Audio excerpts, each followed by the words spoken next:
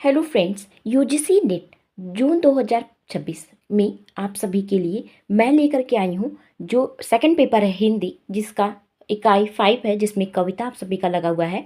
जिसमें हमने अभी तक पृथ्वीराज राजसो का रेवा तट, उसके साथ ही अमीर खुसरो की पहेलियाँ और मुकरियाँ, ये दोनों टॉपिक्स मैंने करा दिया है। मैं बोलती हूँ कि फ्रेंड्स, जो आधे घंटे, 1 घंटे, 2-2 घंटे, 4-4 घंटे के लेक्चर्स होते हैं, उसको मैं 5 से 10 मिनट में ओवरव्यू, यानी कि एक तरीके से आपका ऊपरी ऊपरी सब कुछ मैं बता देती हूँ, ताकि जहाँ पे आपने कुछ भी नहीं पढ़ा हो, आपको ये समझ में आ जाए कि आखिरकार इसमें है क्या। वो चीज़ मैं बहुत ही कम समय में आप सभी को बताती हूँ। आज हमारा जो टॉपिक है वो है कविता का ही थर्ड वाला, यानी विद्यापति की जो पदावली है, जिसमें आपको पद संख्या 1 से 25 तक पढ़ना है। ये मेरे खुद के हैंड नोट्स हैं और इसको मैं इसलिए आप सभी के लिए दे रही हूँ ताकि इससे आप सभी को ये आवाज़ जाए कि आप सभी को कितना लिखना है, कितना पढ़ना है। बहुत ही ज़्यादा नहीं देखना है, क्योंकि अगर मैं पदावली की बात करूँगी, इनके पद की बात करूँगी, तो 1 से 25 में पढ़ना और 25 पूरा पढ़ पाना और पूरा याद रख पाना बहुत ही मुश्किल होता है। बट कुछ अगर हम पढ़ रहे हैं विद्यापति की पदावली, तो उनके बारे में कुछ जरूर बात करेंगे। तो सबसे पहले मैं यहाँ पे बात कर देती हूँ विद्यापति की पदावली के बारे में। पढ़ने से पहले हम कुछ ऐसे पॉइंट्स जो एग्जाम में काफ़ी ज़्यादा पूछे जाते हैं, उनके बारे में बात कर लेते हैं। यहाँ पर आप देख सकते हैं, आचार्य हजारी प्रसाद द्विवेदी ने कीर्तिलता को भृंग भृंगी संवाद माना है। तो यहाँ से क्वेश्चन जो है पूछ सकता है। साथ ही विद्यापति को आदिकाल और भक्ति काल का संधिक कहा जाता है, संधिक कवि कहा जाता है। तो संधिक कवि जो है, आदिकाल और भक्ति काल की संधि कवि किसे कहा जाता है?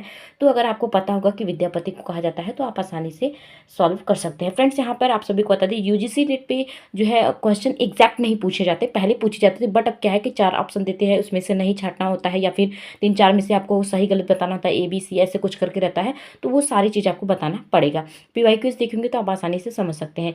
कीर्तिलता में विद्यापति की आश्रयदाता राजा कीर्ति सिंह की वीरता व उदारता का वर्णन है। यहीं पे अगर पूछ दिया, उनकी रचना ही है कीर्तिलता में, किसके कौन से राजा का वर्णन है, तो यहाँ पे राजा कीर्ति सिंह के बारे में बताया गया है। ठीक है। डॉक्टर हरप्रसाद शास्त्री ने विद्यापति को पंचदेवोपासक माना है। साथ ही आचार्य रामचंद्र शुक्ल जी हैं, जो इन्होंने विद्यापति को सिंगारी कवि मानते हुए उनकी एक पंक्ति, एक तरीके से उनका कोटेशन कह सकते हैं। ये जो है, उन्होंने कहा है कि आध्यात्मिकता रंग के चश्मे आजकल बहुत सस्ते हो गए हैं। उसके साथ ही हमने ये जो लिखते हैं, हमने लिखा है कि अयोध्या सिंह उपाध्याय, इन्होंने जो इनके बारे में कहा है वो सब चीज़ें, और साथ ही डॉक्टर श्याम सुंदर दास, इन्होंने कहा है कि हिंदी के वैष्णव साहित्य के प्रथम कवि विद्यापति है। उनकी रचनाएं राधा कृष्ण के पवित्र प्रेम से ओतप्रोत है। तो ये सारी जो कोटेशन है, इसको याद रखिएगा। इनकी जो लाइन्स हैं, इन्होंने जो स्टेटमेंट्स दिए हैं, वो सभी एग्जाम में बन सकते हैं। कीर्ति पताका के संदर्भ में महाराजा शिव सिंह का यशोवर्णन है, दोहा व छंद में है, और संस्कृत के भी श्लोक इसमें प्रयुक्त हुए हैं।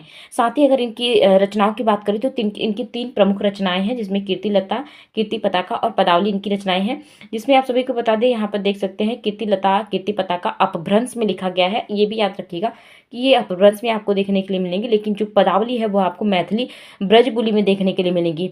इनकी कुल टोटल कितनी रचना है फ्रेंड्स? इनकी कुल 14 रचना है, जिसमें से 3 हमने आपको बता दिया कि कीर्तिलता, कीर्ति पताका अपभ्रंश में है, और पदावली इनकी मैथिली ब्रजबुली में है, और शेष संस्कृत में है। साथ ही यहाँ पे शेष जो है संस्कृत में वो 11 हो जाएंगी। ठीक है।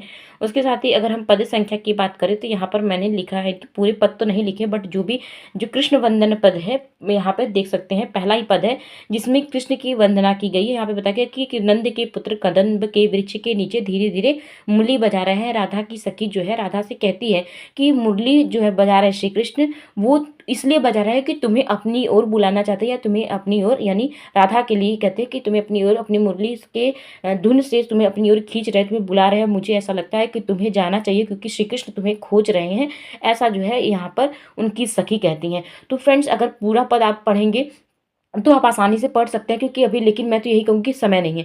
बट हाँ, इनके पद में क्या कहा गया वो आप समझ, इसके अर्थ समझ लेंगे तो आप आसानी से जो है ये कर सकते हैं। ऐसे पूछ लेगा, पदावली के प्रथम अंक में, प्रथम पद में किसका वंदन किया गया है? कृष्ण का, राधा का। तो आपको पता होना चाहिए प्रथम में जो है कृष्ण का वंदन है, वहीं पे सेकंड में राधा का वंदन है। उनकी रूप सौंदर्य का वर्णन किया गया है। जो श्री कृष्ण करोड़ों कामदेव को नीचा दिखाने वाले हैं, वे भी उसी राधा को पृथ्वी पर पछाड़ खाकर गिर जाते हैं। तो मैंने बहुत छोटे छोटे चीज़ों में लिखा है, क्योंकि इनकी पंक्तियाँ जो है वो काफ़ी काफ़ी बड़ी-बड़ी है पदावली जो है इनका। तो उसको मैंने बस ये लिखा है कि पहले पद में किसका वर्णन है, दूसरे पद में किसका वर्णन है, तीसरे पद में जो है राधा के वयः संधि अवस्था का, यानी शैशव और यौवन दोनों के परस्पर मिले हुए अवस्था को वयः संधि कहते हैं, उनका वर्णन यहाँ पे किया गया है। फिर उसके बाद चौथा पद जो है इसमें श्री कृष्ण जो है इनके रूप वर्णन का वर्णन किया गया है। साथ ही 5वें पद में भी रूप वर्णन है।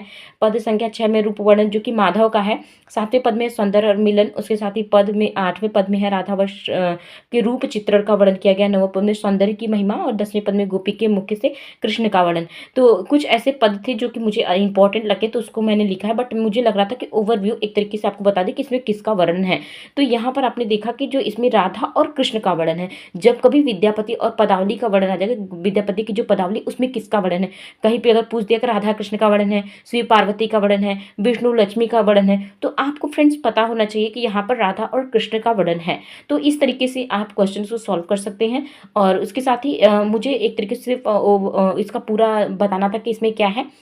फिर उसके साथ ही अगर आप चाहते हैं कि ऐसे ही ओवरव्यू बस कम समय में आप सभी को कुछ समझा सकूं, मैंने कोशिश तो यही किया कि मैं आप सभी को बता सकूं, बट अगर कुछ डाउट्स होगा तो कमेंट में जरूर पूछेगा। साथ ही चैनल पर नए तो चैनल को सब्सक्राइब जरूर कर दीजिएगा। और साथ ही ऐसे ही डेली आपको बीच बीच में मैं कोई टाइम नहीं बताऊंगी, क्योंकि जब भी मुझे खाली मिलती हूँ मैं वीडियो डाल देती हूँ। मैं चाहती हूँ कि आप सभी देखें, आप सभी कम समय निकाल कर ही इसको जरूर देखें, आपको कुछ हेल्प जरूर मिलेगी।